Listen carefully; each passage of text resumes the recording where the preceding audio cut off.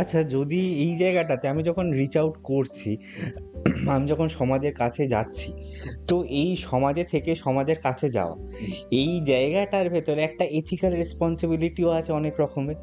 যদি তার ব্যাপারে একটু বল, মানে কি ধরনের এথিক্যাল রেসপন্সিবিলিটিটা খেয়াল রাখা উচিত, সেইটার ব্যাপারে যদি একটু বল। এথিক্যাল রেসপন্সিবিলিটি তো রয়েছে। আসলে আমাদের যেটা সমস্যা হয়, আমরা সব ধরনের সোশ্যাল এথিক্সের সঙ্গে পরিচিত নই। আমরা যারা শিক্ষিত মানুষ তারাও নই। কেন নই? তার কারণ আমাদের, আমরা যতদিন ধরে পড়াশুনো করি না, পড়াশুনো করার পদ্ধতিটাই হচ্ছে আসলে প্রসেস অফ সিলেকশন। ক্রমশ আমার চেনা পরিচিত ক্লাসমেটরা সরতে থাকে, নতুন কিছু ক্লাসমেট আসে, রাইট? স্কুলে যতজনের সঙ্গে পড়তাম, কলেজে ততজনের সঙ্গে নয়, কলেজে যতজনের সঙ্গে, ইউনিভার্সিটি ততজনের সঙ্গে নয়, ইউনিভার্সিটি যতজনের সঙ্গে, রিসার্চ ততজনের সঙ্গে নয়। এবার যতজন আমাকে ছেড়ে যাচ্ছে, আসছে তার থেকে কমজন। এবং এইটা হতে হতে না ধীরে ধীরে আমি ভুলে গেছি আমার শৈশব কেমন ছিল। খুব স্বাভাবিকভাবেই ভুলে গেছি আমি, এটা কারোর দোষ নয়। আমার শৈশব কেমন ছিল, শৈশবের শব্দবন্ধ কেমন ছিল, কোন কথা বলতাম, কোন ধারণা ব্যবহার করতাম, কী ধরনের শব্দ ব্যবহার করতাম, আমার ভয়েস মডুলেশন কেমন ছিল আমার ছোটোবেলায়, আমার স্কুলের সময়, এগুলো আমরা ভুলতে থাকি। সেই জন্য আমি এটাও ভুলতে থাকি যে পিছনে সোসাইটির কতগুলো স্তর আমি পেরিয়ে এসেছি। যে এটা ভুলতে থাকছি, প্রত্যেকটা স্তরের নিজস্ব এথিক্স আছে। আমার ফ্যামিলির একটা এথিক্স আছে, আমার পাড়ার একটা এথিক্স আছে, আমার গ্রামের একটা এথিক্স আছে। এবং আমি এই যে উচ্চশিক্ষিত হয়েছি এবং সারাদিন বিশ্ববিদ্যালয়ে থাকি এবং এমএ বা পিএইচডি করা মানুষ ছাড়া কথা বলি না। কথা বলি না মানে কি, কথা বলার সুযোগ হয় না। সারাদিন যাদের সঙ্গে আমি কথা বলছি সকাল থেকে রাত অবধি, প্রত্যেকেই এমএ বা পিএইচডি, রাইট? ফলত এর ফলে যেটা হয়, সমাজের বহুস্তরীয় নৈতিকতার বা মূল্যবোধের যে জায়গা, সেইটা আমরা ক্রমশ বিস্তৃত হতে থাকি। এই জায়গাটায় ফিরে যাওয়া, সেই নৈতিকতার জায়গাগুলোকে অনুসন্ধান করা, এথিক্সের জায়গাগুলোকে খুঁজে পাওয়া, এটা খুব কঠিন কাজ। কারণ এইটা স্কুল কলেজে কখনো আমাকে পড়ানো হয়নি। এইটা খুব বড় সমস্যার বিষয়। তাহলে কি এটা পড়ানো যেতে পারে? এটা ঠিক পড়ানো যেতে পারে এমনটা নয়, কিন্তু মানে পড়ানো যেতে পারে বলতে, দেখ এখন বিষয়টা হচ্ছে না, আমরা তো হিউম্যানিটিস সোশ্যাল সায়েন্সের স্টুডেন্ট, আমাদের সবসময় প্রচুর স্কোপ রয়েছে। সায়েন্স, এই যে বললাম অবজেক্টিভ নলেজ, তার একটা ল্যাবরেটরি দরকার। তার ল্যাবরেটরিতে যা যা দরকার সেইটা নিয়ে সে সব কিছু করতে পারবে। কিন্তু আমার কাছে ল্যাবরেটরি কোনটা? হিউম্যানিটিস বা সোশ্যাল সায়েন্সের স্টুডেন্টের কাছে গোটা সমস্যায়, সোসাইটি, হ্যাঁ, গোটা সোসাইটি, রাইট? একদমই। এবার বিষয়টা হচ্ছে যে আমি তাহলে কোন সোসাইটির এথিক্স ক্লাসে পড়াবো আমি জানি না। সেই জন্য যেটা করতে হবে, ছাত্রছাত্রীদের বা গবেষকদের সবসময় এটা বলতে হবে যে কোনো প্রেসক্রিপশন নেই, আমাদের নলেজের কোনো প্রেসক্রিপশন নেই, প্রাইমারি টেক্সটের কোনো প্রেসক্রিপশন নেই। ফর পিএইচডি সার্টেনলি আছে, কিন্তু নলেজ তো শুধু পিএইচডি নয়, বিয়ন্ড দ্যাট। তাহলে সেইগুলোর কোনো প্রেসক্রিপশন নেই। মানে এগুলো করার বেস্ট জায়গা হচ্ছে হিউম্যানিটিস অ্যান্ড সোশ্যাল সায়েন্সের মাস্টার্স ক্লাসরুম, যে সেগুলোর কোনো প্রেসক্রিপশন নেই। এবার তুমি তোমার সোসাইটিতে দেখো, প্রথম যেটা সহজ কাজ আমরা করতে পারি, ছেলে মেয়েদেরকে আমরা এইটা বলতে পারি, টক টু ইউর ক্লাসমেটস। একটা ক্লাসে যদি 30 জন ছেলে মেয়ে থাকে, 30 জন কি 2 বছরে 30 জনের সাথে কথা বলে? কথা বলে না, না। তাই না? আমরাও কোনোদিন ভেবে দেখিনি মাস্টারমশাইয়েরা যে আমার 30 জন স্টুডেন্ট পরস্পরের সঙ্গে কথা বলছে কি না। 30 জন পরস্পরের সঙ্গে কথা বললেই সে সোশ্যাল এথিক্স শিখে যাবে, আলাদা করে পড়ানোর দরকার নেই। কারণ 30 জন আসছে 30 রকমের সোসাইটি থেকে, বিশেষত আমাদের মতো ইউনিভার্সিটি, ক্যালকাটা ইউনিভার্সিটি। সেটাই তো ইউনিভার্সিটির বিউটি। হ্যাঁ, যে আমাদের জিওগ্রাফিক লোকেশন যতটা বিস্তৃত, মানে নিউ আলিপুর, পার্ক স্ট্রিট, এই সমস্ত অঞ্চলের ছেলেমেয়েরাও যেমন আসছে, সুন্দরবনের ছেলেমেয়েরাও তেমন আসছে। বিচিত্র ভৌগোলিক, সাংস্কৃতিক এবং সামাজিক পরিসর থেকে ছেলেমেয়েরা আসছে। তাহলে বিশ্ববিদ্যালয়ে আমাদের প্রথম কাজ এটা হওয়া উচিত, হিউম্যানিটিস সোশ্যাল সায়েন্সের ক্লাসরুমে প্রথম দিন ছেলেমেয়েদের এটা বলে দেওয়া যে সমস্ত বন্ধুর সঙ্গে কথা বলো, সমস্ত সহপাঠীর সঙ্গে কথা বলো, তাহলে বৃহত্তর সোসাইটিকে অনেকটা জানা যায়। একদমই, এটা একদম একটা বেসিক লেভেলে, একদম একেবারে ইজি স্টেপসে আমরা একটা একদম বিশাল কাজ একটা করতে পারি। একদম। আমার মনে হয় যে এই যে সরকার কিছু করছে না, রাষ্ট্র কিছু করছে না ইত্যাদি, ইউজিসি কিছু করছে না, বিশ্ববিদ্যালয় কর্তৃপক্ষ কিছু করছে না, এত কিছু বলার দরকার নেই। মানে যে করছে না মানে আমি কি করব? আমি তো কিছু করতে পারবো না, আমি তো পলিসি তৈরি করি না, আমি তো ভাইস চ্যান্সেলর নই, আমি চেয়ারপারসন নই ইউজিসির, আমি রাষ্ট্র চালাই না। তাহলে আমি কি করতে পারি? আমারও তো নিজের কিছু ক্ষমতা আছে, প্রত্যেকটা মানুষেরই নিজস্ব কিছু ক্ষমতা আছে, সেই ক্ষমতার একটা অপটিমাম ইউজ আমি করতে পারি, এবার সেইটা করলে না অনেক কিছু পাল্টে যাবে। আমাদের বিশ্ববিদ্যালয়ে দেখেছি যে আমি যতগুলো ইনিশিয়েটিভ নিয়েছি বিশ্ববিদ্যালয় কর্তৃপক্ষ সবসময় সাহায্য করেছে। বিশেষত আমাদের বর্তমান উপাচার্য যিনি প্রফেসর শান্ত দত্ত, তিনি এই কথাটা বারবার বলেছেন যে মৃন্ময়, তুমি অ্যাকাডেমিক্সটাকে ক্লাসরুমের বাইরে নিয়ে যাও। এবং এবছর প্রথম ওই জন্য আমরা ফিল্ড ওয়ার্ক শুরু করেছি। আমাদের লিটারেচার একদম কম্পারেটিভ লিটারেচার ডিপার্টমেন্ট, কিন্তু আমরা ফিল্ড ওয়ার্ক করছি বছর থেকে। আমরা এই যে ডিসিপ্লিনটাকে বাইরে নিয়ে যাওয়ার কথা হচ্ছে, সেই ডিসিপ্লিনের সাথে কম্পারেটিভ লিটারেচার শব্দটাও তো চলে এলো। ডিসিপ্লিন আমাদের দুজনেরই খুব কাছের ডিসিপ্লিন, যে তুমি তো এখনো আছো, আমি থাকতে পারিনি দুর্ভাগ্যবশত।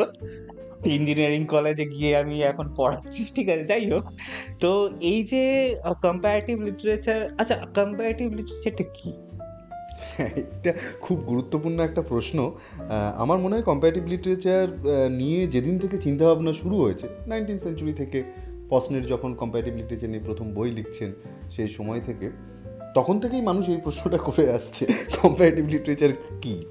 এবং কম্পারেটিভ লিটারেচার এমন একটা ডিসিপ্লিন, যে ডিসিপ্লিনটা কখনো ক্রাইসিসের বাইরে বেরোতে পারেনি। প্রত্যেকটা দশকে কম্পারেটিভ লিটারেচার নতুন নতুন ক্রাইসিসের সম্মুখীন হয়েছে। খুব মজা করে এটা বলা হয় যে ডিসিপ্লিন ইন ক্রাইসিস। তো সেটা আসলে কম্পারেটিভ লিটারেচারের আমার মনে হয় একটা শক্তির দিক। কারণ কোনো ডিসিপ্লিন যদি মনে করে যে আমি ক্রাইসিসের মধ্যে আছি, তাহলে সেই ডিসিপ্লিন নতুন একটা পথের দিকে বাঁক নিতে পারে, যে কারণে কম্পারেটিভ লিটারেচার ওই আর্জেন্সিটা ক্রিয়েট হয়। হ্যাঁ, প্রত্যেকটা দশকেই নতুন নতুন বাঁক নিয়েছে। এবং আমেরিকান কম্পারেটিভ লিটারেচার অ্যাসোসিয়েশনের আমরা যে রিপোর্টগুলো পাই আর কি 10 বছর অন্তর অন্তর, সেই রিপোর্টগুলো দেখলেও বোঝা যায়। এখন কম্পারেটিভ লিটারেচার কি, খুব সহজভাবে বলতে গেলে আমরা লিটারেচার পড়ি মূলত একটা ভাষাকে কেন্দ্র করে। বাংলা সাহিত্য কি, বাংলা ভাষায় লেখা হয়েছে। ইংরেজি সাহিত্য কি, ইংরেজি ভাষায় লেখা হয়েছে, অথবা এখন ইংরেজিতে অনুদিত হয়েছে। তামিল সাহিত্য তামিল ভাষায় লেখা হয়েছে। কম্পারেটিভ লিটারেচার কোন ভাষায় লেখা হয়েছে। তাই এই একটা লিটারেচারের ডিসিপ্লিন পেলাম, যেটা প্রথম আমাকে ভাবতে শেখাচ্ছে নির্দিষ্ট কোনো ভাষায় লেখা হয়নি, ভাষা সেন্ট্রিক নয়, বিশেষ একটা সংস্কৃতি সেন্ট্রিক নয়, বিশেষ একটা দেশ কেন্দ্রিক নয়। তাহলে কম্পারেটিভ লিটারেচার এই নামটার মধ্যেই একটা সীমা অতিক্রম করার দাবি রয়েছে। তাই কম্পারেটিভ লিটারেচার হচ্ছে সেটাই, যেখানে সাহিত্য পড়ার জন্য ভাষা, সংস্কৃতি, দেশ কোনো ধরনের কোনো সীমারেখায় থাকবে না। সীমারেখার বাইরে গিয়ে সাহিত্য পড়া, এক কথায় বলতে গেলে এটাই কম্পারেটিভ লিটারেচার। আচ্ছা, বেশ সুন্দর লাগলো আবার শুনতে। অনেকদিন পরে আবার শুনলাম, সেই মাস্টার্সে শুনেছিলাম। আচ্ছা, যদি আমি ভাবি এই যে কম্পারেটিভ লিটারেচার, এই যে দুটো শব্দ, তুলনামূলক সাহিত্যই যদি ভাবি, আচ্ছা তুলনামূলক সাহিত্যে এই যে তুলনামূলক শব্দটার সিগনিফিকেন্সটা কি এই ক্ষেত্রে পার্টিকুলারলি? ঠিক ঠিক, এইটা নিয়েই না কম্পারেটিভ লিটারেচারের যত গোলমাল। প্রথম আমরা যখন সাহিত্য পড়াশুনো করতে আসি, সাহিত্য যেহেতু কমন প্রপার্টি, সবাই পড়াশুনো করে, ফলত পুজো সংখ্যায় কোনো উপন্যাস বেরোলেই না লোকজন প্রশ্ন করতো, ও তুমি বাংলা সাহিত্য নিয়ে পড়ছো, তাহলে অমুক উপন্যাসটা পড়েছো, অমুক গল্পটা পড়েছো। পড়িনি, বেশিরভাগ জিনিসটাই পড়িনি, খুব স্বাভাবিকভাবেই পড়িনি। তো সাহিত্যের ছাত্রের এটা একটা বিড়ম্বনা থাকে। কম্পারেটিভ লিটারেচারের স্টুডেন্টদের বিড়ম্বনা আরও কয়েক ধাপ এগিয়ে, এবং খুব সিরিয়াস ব্যক্তিগত প্রশ্ন করা হয়। কতগুলো ভাষা জানো, রাইট, কতগুলো সাহিত্যের সঙ্গে কম্পেয়ার করতে পারো। ফলে কম্প্যারেটিভ এই কথাটা যখনই আসছে, লোকে ভাবে, যেটা খুব মানে লোকে ভুল ভাবে না, কিছু ঠিকই ভাবে, যে আমরা নানা জিনিস কম্পেয়ার করি, যে এর সঙ্গে এর চরিত্র মিলে গেল বা মিলল না, এর চরিত্র ভালো চরিত্র, এটা খারাপ চরিত্র, দুশ্চরিত্র, ইত্যাদি ইত্যাদি। কিন্তু ব্যাপারটা তো সেটা নয়। ব্যাপারটা তাহলে কি, কম্প্যারিজন বা তুলনা, এটা মানুষের সভ্যতার ইতিহাসে সবসময় রয়েছে। কম্পারেটিভ লিটারেচারের সঙ্গে তুলনার খুব একটা সম্পর্ক নেই। আমরা বলি তুলনামূলক সাহিত্য, কিন্তু এটা আসলে ঠিক ওই রকম আক্ষরিক তুলনা নয়। তাহলে কি, তাহলে হচ্ছে এটাই কম্প্যারেটিভের কম্প্যারেটিভ আর লিটারেচার, এই দুটোকে আলাদা আলাদা দেখলে হবে না। কম্প্যারেটিভ লিটারেচার একসাথে দেখতে হবে, একসাথে এটা একটা ফ্রেজ এবং এটা একটা ধারণা, রাইট। কম্প্যারেটিভ লিটারেচার একটা ইডিওলজি, একটা আদর্শ, মানে যখন কম্পারেটিভ লিটারেচার বলছি তখন কম্পারেটিভ আর লিটারেচার আলাদা করে দেখলে হবে না। কম্পারেটিভ লিটারেচার এই দুটো শব্দ মিলিয়ে একটা ধারণা বা একটা আদর্শ বা একটা কল্পনার কথা বলা হয়। এবার সেইটা কি, সেইটা হচ্ছে এটাই, প্রথম বললাম আমি যে সীমারেখা অতিক্রম করা, যে একটা বই বাংলা ভাষায় লেখা হয়নি বা ইংরেজিতে লেখা হয়নি বলে আমার সেটা নিয়ে পড়তে বা গবেষণা করতে কোনো অসুবিধা নেই। ইংরেজি বিভাগে যখন গবেষণা করতে যাব স্বাভাবিকভাবেই আমাকে প্রশ্ন করা হবে যে এটা কি ইংরেজিতে অনুবাদ আছে বা ইংরেজিতে লেখা হয়েছে, না হলে তুমি এটা নিয়ে গবেষণা করতে পারবে না। কম্পারেটিভ লিটারেচার সেই স্কোপটা দিচ্ছে। তাহলে অসংখ্য সাহিত্য যা আমার মাতৃভাষায় লেখা হয়নি বা যা সাধারণের বা বেশিরভাগ মানুষের পাঠযোগ্য ভাষায় অনুদিত হয়নি, সেই সাহিত্য নিয়ে গবেষণা হবে না, সেইটা নিয়ে গবেষণা করার জায়গায় কম্পারেটিভ লিটারেচার। তার মানে কম্পারেটিভ লিটারেচার অন্যথায় অন্য ডিসিপ্লিনগুলোর ক্ষেত্রে যে সাহিত্যের প্রবেশাধিকার ছিল না, কম্পারেটিভ লিটারেচার সেই সাহিত্যকে প্রবেশাধিকার দিল। কম্পারেটিভ লিটারেচার সেই সংস্কৃতিকে প্রবেশাধিকার দিল, কম্পারেটিভ লিটারেচার সেই গোষ্ঠীকে প্রবেশাধিকার দিল তার জ্ঞানচর্চার মধ্যে, অথবা সেই জ্ঞানচর্চা যারা করতে আসছে তাদেরকে সেই সুযোগ দিল সেই গোষ্ঠীর কাছে পৌঁছে যাওয়া, একটা গেট পাস দিল, রাইট? সেই ভাষার কাছে পৌঁছে দেওয়া, সেই বইটার কাছে পৌঁছে যাওয়া, এইটা দিল। কম্পারেটিভ লিটারেচার একটা ক্রস রোডও বটে, কারণ কম্পারেটিভ লিটারেচারের কথা বলতে গেলে আমরা সবসময় বলি যে যেখানে একটা ভাষার সঙ্গে আরেকটা ভাষার সাহিত্য এসে মিশছে, একটা সংস্কৃতির সঙ্গে আরেকটা সংস্কৃতি, একটা দেশের সাথে আরেকটা দেশ, একটা ডিসিপ্লিনের সঙ্গে আরেকটা ডিসিপ্লিন, লিটারেচারের সঙ্গে ফিল্ম, লিটারেচারের সঙ্গে পেন্টিং, লিটারেচারের সঙ্গে স্কাল্পচার, এগুলো তো কোনো একটা জায়গায় গিয়ে মেশে। তাহলে কম্পারেটিভ লিটারেচার একটা ক্রস রোড, একটা পাড়ার মোড়, চার মাথার মোড়। ওই মোড়ের মাঝখানটাতে যদি আমি দাঁড়িয়ে থাকি, যেখানে বাগান তৈরি করে পৌরসভা বা একটা স্ট্যাচু তৈরি করে, ওই জায়গাটা হচ্ছে কম্পারেটিভ লিটারেচার, যেখানে চারটে রাস্তা এসে মিলেছে। এর ফলে কি হয়? এবার প্রশ্ন হচ্ছে কম্পারেটিভ লিটারেচার কেন দরকার? তাহলে এই জন্য দরকার যেখানে সসম্মানে আনুষ্ঠানিকভাবে আমি সীমা অতিক্রম করার সুযোগ পাই। বর্ডারে যেখানে যেখানে বর্ডার ক্রস করার অফিসিয়াল সুযোগ আছে সেখানে আমি ভিসা দিয়ে পাস করি, আর আমি যদি তার কাটা কেটে পাস করতে যাই তাহলে আমি হয়ে যাব ট্রেসপাসার, রাইট? আমি ইল্লিগাল ইমিগ্রেন্ট হয়ে যাব। কম্পারেটিভ লিটারেচার আমাদের ওই ভিসাটা দেয়, তুমি আর ইল্লিগাল ইমিগ্রেন্ট নও, তুমি অনেকগুলো জিনিস একসঙ্গে এবার করতে পারবে, সেটা করার সুযোগ দিয়েছে। এর ফলে কি হবে? এর ফলে তুমি বুঝতে পারবে যে আমরা আসলে কোনো একটা ট্রেডিশন দিয়ে তৈরি হয়নি, বহু ট্রেডিশন দিয়ে তৈরি হয়েছে, সেটা আমরা জানি, সেটা ইতিহাস পড়তে গেলেও আমরা বুঝতে পারি, সেটা দর্শন পড়তে গেলেও বুঝতে পারি, অন্যান্য সাহিত্যেও সেটা আমি বুঝতে পারি। এবার আনুষ্ঠানিকভাবে না ওই ট্র্যাডিশনগুলোকে আলাদা আলাদা করে নিয়ে একসাথে বোঝার সুযোগ এই ভিসাটা দিয়ে দিল কম্পারেটিভ লিটারেচার। আদারওয়াইজ না ওই বর্ডারগুলোতে এসে সমস্ত ডিসিপ্লিন ধাক্কা খাচ্ছিল, সমস্ত সাহিত্য বিভাগ এসে ধাক্কা খাচ্ছে, প্রত্যেকের একটা করে বর্ডার রয়ে গেছে, সেখানে ধাক্কা খাচ্ছে। কম্পারেটিভ লিটারেচার বলছে যে এই বর্ডারগুলো খুব কৃত্রিম, এই বর্ডারগুলোকে, এই শ্যাডো লাইন এগুলো সব, হ্যাঁ, এগুলোকে এবার অতিক্রম করা যাবে। সেই জন্য বিষ্ণুদে যখন কবিতায় লিখছেন শরতের মাতিস আকাশ, তখন আমরা বুঝতে পারি যে মাতিস নীল রং ছবিতে খুব ব্যবহার করতেন। তত বিষ্ণুদে যখন লিখছেন শরতের মাতিস আকাশ, বুঝতে পারি যে বিষ্ণুদে যেমন ভারতীয় দর্শন পড়ছেন, ইউরোপীয় দর্শন, গ্রিক দর্শন প্রচুর পড়ছেন, গ্রিক ক্লাসিক পড়ছেন, ইন্ডিয়ান ক্লাসিক পড়ছেন, সেগুলো তার কবিতার মধ্যে ধরা পড়ছে। তিনি তো পেন্টিংয়েরও রসবেত্তা। এইবার বিষ্ণুদের কবিতা এবং মাতিসের পেন্টিং আমি এবার অনেকগুলো দেখা শুরু করলাম পরপর। কম্পারেটিভ লিটারেচারের কাজ হচ্ছে এইটা। অন্য সাহিত্যের বিভাগ হয়তো ওই রেফারেন্সটা দিয়ে থেমে যাবে, কম্পারেটিভ লিটারেচার বলবে না এবার তুমি চিত্রকলাতে ঢুকতে পারো, কিন্তু তোমার বেসটা রয়েছে সাহিত্যে, তুমি সাহিত্য ছেড়ে কোথাও যাচ্ছ না, কিন্তু চিত্রকলাতে তুমি ঢুকতে পারো। যে একজন মানুষের চিন্তার জগতে গ্রিক ক্লাসিক যেমনভাবে প্রভাব বিস্তার করেছে, ভারতীয় ক্লাসিক যেমনভাবে প্রভাব বিস্তার করেছে, তেমন ইউরোপীয় চিত্রকলাও প্রভাব বিস্তার করেছে। এবার চিত্রকলাটাকে নিয়ে আসো, এইখানে আমরা এবার সীমারেখা অতিক্রম করে গেলাম।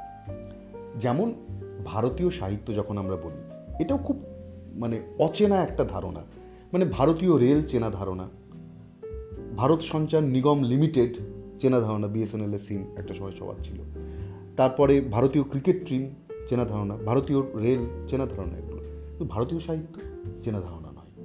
বাংলা সাহিত্য বাংলা ভাষায় লেখা, মারাঠি সাহিত্য মারাঠিতে লেখা, অসমীয়া সাহিত্য অসমীয়াতে লেখা, মণিপুরি সাহিত্য মণিপুরিতে, ভারতীয় সাহিত্য কোন ভাষায় লেখা আমরা জানি না। তার মানে ভারতীয় সাহিত্য যখন বলবো তখন সেটা ভারতীয় রেলের মতো সহজ নয়, ভারতীয় সাহিত্য যখন বলবো তখন ভারতীয় ক্রিকেট দলের মতো সহজ নয়, ভারতীয় সাহিত্য যখন বলবো তখন বিএসএনএলের মতো সহজ নয়, বা ইন্ডিগোর ইন্ডিয়া বা ইন্ডিগো ওই স্লোগানের মতো সহজ নয়।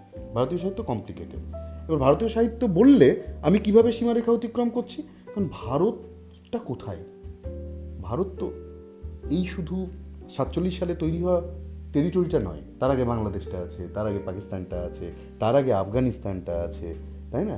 রামায়ণ মহাভারত দক্ষিণ পূর্ব এশিয়ায় বিস্তৃত হচ্ছে, সিল্ক রুট দিয়ে আমাদের কত কানেকশান হচ্ছে, মধ্যপ্রাচ্যের সঙ্গে আমাদের সুপ্রাচীন যোগাযোগ, দেবেন্দ্রনাথ ঠাকুর হাফিজ মাথার কাছে রেখে ঘুমোতে যাচ্ছেন। তাহলে ভারতীয় সাহিত্য যখনই আমি বলছি তখনই সীমারেখা অতিক্রম করে যাচ্ছি, যে কারণে ভারতীয় সাহিত্যকে সবসময় আমরা কম্পারেটিভ বলে থাকি। আচ্ছা, এইখানটাতে একটা ছোট্ট কোয়েশ্চেন, যেটা হচ্ছে, আচ্ছা এই যে ভারতীয় শব্দটা বারবার চলে আসে, আমি বাধ্য হচ্ছে এটা ভাবতে যে একটা নেশনের আইডেন্টিটি কি শুধু পলিটিক্যাল হতে পারে? না, শুধু পলিটিক্যাল হতে পারে না, কিন্তু কোনটা পলিটিক্যাল নয় বা পলিটিক্যাল বলতে আমি কি বুঝি সেটা একটু পরিষ্কার করা দরকার। মানে আমি যদি ভারতীয় সাহিত্য বলি, সেই ধারণাটা কি পলিটিক্যাল নয়? মানে কেউ বলবে ভারতীয় ভাষা, কেউ বলবে ভারতীয় রাজনীতি, কেউ বলবে, মানে প্রত্যেকের তো আলাদা আলাদা একটা ভারত আছে। আমি যখন বারবার করে বলছি ভারতীয় সাহিত্য, তখন সেটা আমার একটা পলিটিক্যাল পজিশন, একটা রাজনৈতিক পজিশন। কারণ যখনই আমি ভারতীয় সাহিত্য বলছি না, তখন আমি আলাদা হয়ে যাচ্ছি ভারতীয় রাজনৈতিক দলের থেকে, তখন আমি আলাদা হয়ে যাচ্ছি বিএসএনএলের টাওয়ারের থেকে। বিএসএনএল তো ভারতের টেরিটরির বাইরে যেতে পারবে না, আইএসডি লাগবে, তখন গেলে আলাদা টপ আপ রিচার্জ করাতে হবে। ভারতীয় সাহিত্যের ক্ষেত্রে সেটা দরকার নেই। মানে একই হিন্দি কবিতা আমি বাংলাদেশে বসেও পড়তে পারি, আমি পাকিস্তানে বসেও পড়তে পারি, আমি নেপালে বসেও পড়তে পারি, আমি ভুটানে বসেও পারি, আমি শ্রীলঙ্কাতে বসেও পারি। আমি একই হিন্দি ভাষায় এই সমস্ত দেশের মানুষের সঙ্গে কমিউনিকেট করতে পারি। ফলত ভারতীয় সাহিত্য যখন বলছি, তখন অন্যান্য, মানে ভারতীয় এইটা যখন বিশেষণ হিসেবে অন্যান্য কারোর সঙ্গে ব্যবহার হচ্ছে, তার থেকে ভারতীয় সাহিত্য অনেক আলাদা। ভারতীয় সাহিত্য কথাটা বলে দেওয়া মানেই আমি এই আধুনিক রাষ্ট্রের যে সীমারেখা আছে সেটাকে সঙ্গে সঙ্গে অতিক্রম করে গেলাম। এটা আমার রাজনৈতিক অবস্থান। আচ্ছা, এইখানটা তুমি একবার তুমি একবার বলছিলে যে এই যে ভারতীয় সাহিত্য কি ভাষায় লেখা, কোন ভাষায় লেখা? আচ্ছা, এটার উত্তরে কেউ যদি বলে ভারতীয় ভাষায় লেখা, আচ্ছা তাহলে ভারতীয় ভাষা তাহলে কি? ভারতীয় ভাষা তাহলে কোনগুলো ভারতীয় ভাষা? হ্যাঁ, এইভাবে সেটাকে আমি কি করে ডিফাইন করবো? সেখানে তো আবার ওই জিওগ্রাফিক্যাল পলিটিক্স থেকে শুরু করে মানে অনেক রকমের পলিটিক্স চলে আসছে। তো সেইগুলোকে আমরা অতিক্রম করে আমরা ভারতীয় ভাষা এবং ভারতীয় সাহিত্য যেটা তৈরি হচ্ছে ভারতীয় ভাষাতে, সেইখানে কি করে পৌঁছাচ্ছি? ঠিক, আসলে ভারতীয় ভাষা বলতে কি, ভারত ভূখণ্ড বলতে ঐতিহাসিকভাবে যতটা আমরা কল্পনা করেছি বিভিন্ন সময়, তার মধ্যে যতগুলো ভাষা আসে সবগুলো ভারতীয় ভাষা। এখন একটা মডার্ন টেরিটরি তৈরি হওয়ার ফলে এর মধ্যে যতগুলো ভাষা বলা হয় সেগুলো সবই ভারতীয় ভাষা। এবার এরকম হতেই পারে যে একটা ভারতীয় ভাষা অনেকগুলো দেশে বিস্তৃত, যেমন বাংলা, বাংলাদেশে আছে, ভারতে আছে। এবার তাহলে বাংলাদেশের বাংলা সাহিত্য, ভারতের বাংলা সাহিত্য, ভারতীয় ভাষা ইংরেজি ভারতীয় ভাষা হিসেবে আমরা গ্রহণ করেছি। আরবি ফার্সিতে ভারতীয় জ্ঞান চর্চার একটা বৃহত্তর দিক তৈরি হয়েছে, রাইট? হয়তো আরবি ফার্সিও ভারতীয় ভাষা। অনেক ইউনিভার্সিটিতে আরবি ফার্সি ভারতীয় ভাষা হিসেবে পড়ানো হয় না, পড়ানো হয় ভারতীয় ভাষা হিসেবে পড়ানো হয় না, যেহেতু তার রুট ভারত বা হিন্দুস্তান বলতে যে সীমারেখা ঐতিহাসিকভাবে বিভিন্ন সময় কল্পনা করা হয়েছে তার মধ্যে নয়। কিন্তু এটা আমি মোটেই ঠিকঠাক যুক্তি বলে মনে করি না। মানে ইংরেজি যদি ভারতীয় ভাষা হয়, আরবি ফার্সি কেন ভারতীয় ভাষা নয়? অবশ্যই, কারণ ইংরেজি যেমন আমাদের নলেজে একটা বৃহত্তর কন্ট্রিবিউশন আছে, আরবি ফার্সিরও রয়েছে, মানে প্রচুর কন্ট্রিবিউশন রয়েছে। এবং ইন্ডিয়ান নলেজ সিস্টেম বলতে আমরা যা বুঝি সেটা যেমন সংস্কৃততে লেখা, তেমন সেটা আরবি ফার্সিতে লেখা, তেমন সেটা অন্যান্য ভারতীয় ভাষাতে লেখা। হয়তো আরবি ফার্সিও ভারতীয় ভাষা। এবার আরবি ফার্সি অন্যান্য অনেক দেশের ভাষা, ভারতীয় ভাষা হওয়ার সঙ্গে সঙ্গে সেই জন্য যেটা ভারতীয় ভাষা সেটা যে অন্য দেশের ভাষা নয় এমনটা নয়, একই ভাষা অনেকগুলো দেশের ভাষা। সেই জন্য কোন ভাষাটা বা কোন ভাষায় লেখা সাহিত্য কোন সময় ভারতীয় সাহিত্য, সেইটা নির্ভর করছে রাজনৈতিক, আন্তর্জাতিক সম্পর্ক, ঐতিহাসিক সম্পর্ক ইত্যাদির ওপর। খুব মজার একটা বিষয়, তারিক রহমান পাকিস্তানি অধ্যাপক, তিনি পাকিস্তানি সাহিত্যের ইতিহাস লিখবেন। এবার পাকিস্তানি সাহিত্যের ইতিহাস লিখতে গিয়ে তিনি একটা সমস্যায় পড়লেন যে কোথা থেকে শুরু করবো পাকিস্তানি সাহিত্যের ইতিহাস। স্বাভাবিক। আমি যদি দ্বাদশ শতাব্দীতে যাই, দ্বাদশ শতাব্দীর আগে যাই, তাহলে পাকিস্তান তখন ইসলামের নয়, তখন অসংখ্য ছোট ছোট উপজাতি রয়েছে। তাহলে ইসলাম বা ইসলাম প্রভাবিত সাহিত্য, সেইটা যে পাকিস্তানি সাহিত্য এমন কথা বললে ভুল হবে। আচ্ছা, 1947-এর আগের যে সাহিত্য, তাকে যদি আনতে চাই তাহলে গোটা ভারতীয় ভূখণ্ড তার মধ্যে আসছে। 1947 থেকে 71, সেইটা আবার একটা রাজনৈতিক সমস্যার জায়গা। 71 পাকিস্তানের একটা অঙ্গচ্ছেদ হচ্ছে, আর একটা দেশ তৈরি হচ্ছে, তাহলে 71 থেকে আর একটা নতুন সাহিত্য তৈরি হচ্ছে।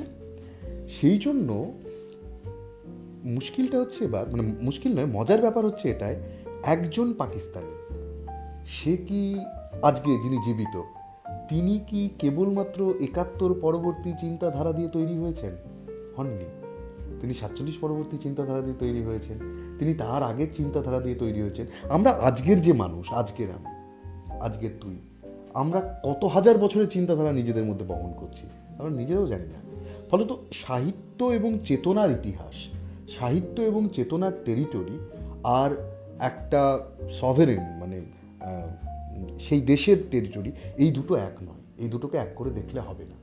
ভারতীয় রামায়ণ বুঝতে গেলে তো ভারতের ভূখণ্ডের বাইরে যেতে হবে, দক্ষিণ পূর্ব এশিয়াতে ঘুরতে হবে, নেপালে যেতে হবে, চীনে যেতে হবে, নানা জায়গা দিয়ে রামায়ণ বোঝা হবে। কিন্তু সে কি বুঝতে চাইছিস তুই? ভারতীয় রামায়ণ বুঝতে চাইছিস। এইটা বুঝতে গেলে you are provoke to cross the territories. সেই জন্য আমার মনে হয় সাহিত্যের এইটা একটা বড় শক্তির জায়গা বা বড় জয়ের জায়গা, যে আমরা বাকি সবাইকে বলতে পারি চুপ করো, তোমরা সবাই খুব ক্ষুদ্র, সবাই খুব সীমিত, আমি আমার বন্ধুত্বের হাত অনেক দূর বাড়িয়ে দিতে পারি। আচ্ছা মৃন্ময়দা, বলছি আমার একটা মানে একটা জাস্ট কোয়েশ্চেন মাথায় এলো যে যদি এই আজকালকার সময়ে দাঁড়িয়ে আমরা তো মানে বিভিন্ন রকমের কন্টেন্ট বিভিন্ন মিডিয়ামে আমরা সারাক্ষণ ইনটেক করতে থাকছি, তো আচ্ছা এই যে কোনো লেখা হতে পারে, কোনো নাচ হতে পারে, কোনো গান হতে পারে, এই ধরনের যে জিনিসপত্র যে আমাদের ইনটেক করা হচ্ছে, এটা কি কম্পারেটিভ লিটারেচার, আমি প্র্যাকটিস হয়তো বলবো না, কিন্তু কম্পারেটিভ লিটারেচার আমি না জানতেও কি আমি কম্পারেটিভ লিটারেচারের সাথে জড়িত, সেটা কি হতে পারে?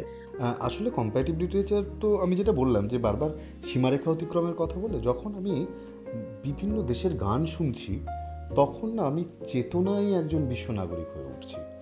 যখন বিভিন্ন দেশের সাহিত্য পড়ছি আমি চেতনায় বিশ্ব নাগরিক হয়ে উঠছি। সমস্ত কিছুর মধ্যে দিয়ে না রবীন্দ্রনাথ যেটা চেষ্টা করেছিলেন, ইউনিভার্সাল হিউম্যানিজম, এই একটা বিশ্ব মানবতা, সেইটা আমরা নিজেদের মধ্যে ধারণ করতে থাকি। কম্পারেটিভ লিটারেচারের এইটা একটা বীজ মন্ত্রের মতো। ফলত যখন কম্পারেটিভ লিটারেচার বলছি তখন একটা ডিসিপ্লিনের কথা বলছি। যে সেই ডিসিপ্লিনে নেই সে কম্পারেটিভ লিটারেচার তো ওইভাবে করতে পারে না, কিন্তু সেই বীজ মন্ত্রটা সে হয়তো ধারণ করছে। আসলে সাহিত্যের ইতিহাস বা সাহিত্য গ্রহণ করার যে ইতিহাস, সেটা তো একটা আইডিয়ারও ইতিহাস বটে। ফলত আজকে সোশ্যাল মিডিয়াতে যত রকম কন্টেন্ট আমরা পাচ্ছি, creative content, artistic, literary content যত আমরা পাচ্ছি, সেই সমস্ত কন্টেন্টের মধ্যে দিয়ে আমরা আসলে আমাদের চেতনার পরিসরকে আরও বেশি প্রসারিত করছি। মানে যে কমিউনিটির নিজেদের গান রেকর্ড করে সিডি, ক্যাসেট বা ইত্যাদি তৈরি করার ক্ষমতা নেই বা সাহিত্য প্রিন্ট করার ক্ষমতা নেই, সে ইনস্টাগ্রামের মাধ্যমে বা অন্য কোনো সোশ্যাল মিডিয়ার মাধ্যমে তার কন্টেন্টকে তুলে ধরতে পারে। সেটা যখন আমি পাচ্ছি তখন হ্যাঁ, আমার চেতনা তো প্রসারিত হচ্ছেই। ফলত এই সমস্ত কিছু মিলিয়ে আমাদের চেতনা ক্রমশ বৃহত্তর হতে পারে, যেটা খুব গুরুত্বপূর্ণ বলে আমার মনে হয়। আচ্ছা আচ্ছা, এই যে কম্পারেটিভ লিটারেচারের কথা আমরা এতক্ষণ ধরে বললাম, যে তুমি যদি আমাদের মানে লিসনার্সদের হোক বা ভিউয়ার্সদের হোক একটু যদি বলো যে তারা কিভাবে কম্পারেটিভ লিটারেচারে আসতে পারে, বা তোমার ডিপার্টমেন্ট বা আমাদের ডিপার্টমেন্টের কথা যদি একটুখানি মানে বলে দাও, তাহলে মনে হয় ওদের একটু সুবিধা হতে পারে যে ওরা কিভাবে পারসিউ করতে পারে এটা। কম্পারেটিভ লিটারেচার আমাদের দেশে খুব কম বিশ্ববিদ্যালয়ে পড়ানো হয়। আমাদের পশ্চিমবঙ্গে যাদবপুর বিশ্বভারতী এবং আমাদের ক্যালকাটা ইউনিভার্সিটিতে পড়ানো হয়। তার মধ্যে আমরা MA থেকে পড়াই, আমাদের এমনিতে হিউম্যানিটিজ সোশ্যাল সায়েন্সের মোটামুটি বেশিরভাগ ডিসিপ্লিন থেকেই ছেলেমেয়েরা আসতে পারে। মোটামুটি জুলাই আগস্টের দিকে আমাদের নোটিফিকেশান বেরোয়, ছেলেমেয়েরা যদি একটু খেয়াল রাখে তাহলে একটা অ্যাডমিশন টেস্ট নেওয়া হয় অনেক সময়, বাকিটা মেরিটের মাধ্যমে হয়, 80% মেরিট 20% অ্যাডমিশন টেস্ট এই করে নেওয়া হয়। এইভাবে আচ্ছা, অ্যাডমিশন টেস্টের জন্য তারা কি ধরনের প্রিপারেশন নেবে? অ্যাডমিশন টেস্টের জন্য আমরা যেটা সবসময় বলি, একটা সাধারণ সাহিত্যের ধারণা, ভারতীয় সাহিত্য সম্বন্ধে সাধারণ ধারণা, যে বড় বড় পুরস্কার সম্বন্ধে, অনুবাদ সম্বন্ধে, বিখ্যাত অনুবাদ, বিখ্যাত সাহিত্যের লেখক, কোন ভাষার লেখককে, এইরকম জানতে চাওয়া হয়। খুব কঠিন হয় এরকম নয়, কিন্তু ওই একটু চেনা জানা সাহিত্যের বাইরে গিয়ে একটু খবরটা রাখতে হবে। এরকম প্রশ্ন করা হতে পারে যে কয়েকজন সাহিত্যিকের নাম দেওয়া হলো, কয়েকটা ভাষার নাম দেওয়া হলো, কে কোন ভাষার সাহিত্যিক। সেখানে তামিল সাহিত্যিক আছেন, নাগামিজ সাহিত্যিক আছেন, মণিপুরি সাহিত্যিক আছেন, ডোগরি সাহিত্যিক আছেন, কিন্তু সেই ভাষার বিখ্যাত সাহিত্যিকরাই থাকবেন, অচেনা সাহিত্যিক থাকবেন না। সেইগুলো একটু খোঁজ খবর রাখা, সেগুলো এমনি গুগল করলেই জানা যায়। তো আমরা শুধু দেখতে চাই যে যারা আসবে এখানে পড়াশুনো করার জন্য, তারা অন্তত অ্যাডমিশন টেস্ট দেওয়ার জন্য একটু আগ্রহ প্রকাশ করুক বিষয়টার প্রতি। আচ্ছা, এরকম কি কোনো সিলেবাস ডিজাইন করা আছে এন্ট্রান্স টেস্টে? তারা কি অ্যাক্সেস করতে পারবে, এরকম কিছু কি আছে? সেটা এন্ট্রান্সের আগে আমরা একটা ব্রিফ সিলেবাস দিয়ে দিই। আচ্ছা, তাহলে তো ওদের পক্ষে খুবই, আমাদের ক্যালকাটা ইউনিভার্সিটি ওয়েবসাইটে দিয়ে দেওয়া হয়। আচ্ছা আচ্ছা, তাহলে তো কোনো অসুবিধা হওয়ার কথা নয়। কারণ বিভিন্ন ডিসিপ্লিন থেকে ছেলেমেয়েরা আসছে, তারা অ্যাডমিশন টেস্টে বেশ ভালো স্কোর করছে দেখছি। আচ্ছা, তাহলে আমাদের আজকে অনেক বিস্তার আলোচনা হলো, এবং আবার কোনো একদিন দেখা হবে। তুমি তো আবার চার্লস ওয়ালেস ফেলো, এখন তুমি ইউকে তে যাচ্ছ। ইউকে, আচ্ছা ইউকে তোমার কাজের ব্যাপারে একটু যদি একটা ছোট্ট করে বলে দাও। ইউকেতে আমি যে কাজটা করব সেটা হচ্ছে যে টোটো আদিবাসী ভাষা, তার মাত্র 1640-45 জন মতো স্পিকার আর কি জনসংখ্যা। তো তাদের কিছু সাহিত্য আমি অনুবাদ করব এবং সেইগুলো নিয়ে ওই একটু গবেষণামূলক বক্তৃতা দেওয়া ইত্যাদি। সেই সাহিত্যগুলো আমরা জোগাড় করেছি। একটা ওয়ার্কশপ করেছিলাম টোটোপাড়াতে, ওই গ্রামে গিয়ে স্কুলের বাচ্চাদের নিয়ে। তো স্কুলের বাচ্চারা নিজেরা নিজেদের কথা বলছে, কেউ কবিতা লিখছে, কেউ ছবি আঁকছে, কেউ গল্প লিখছে। তো এই বইটা বেরোচ্ছে, বাংলা বইটা বেরোচ্ছে তৃতীয় পরিষদ থেকে, এই জানুয়ারি ফার্স্ট উইকে বেরিয়ে যাবে। খুব ইন্টারেস্টিং ওটা, মানে যে কেউ পড়তে পারে, খুব ভালো লাগবে। তো সেইটা অনুবাদ করা আমার কাজ। আর একটা ছোট্ট নভেলা, একটা ছোট্ট প্রেমের উপন্যাস ধনীরাম টোটল লেখা, পদ্মশ্রী পেয়েছেন উনি গত বছর, সেইটা অনুবাদ করব, উত্তাল তোরসা। আচ্ছা, all the best to you. Thank you. আচ্ছা, আবার তুমি ফিরে আসলে আবার আমরা বসবো, আবার নতুন কোনো বিষয় নিয়ে আমরা আলোচনা করব, আবার দেখা হবে। থ্যাংক ইউ ভেরি মাচ আসার জন্য। ওকে।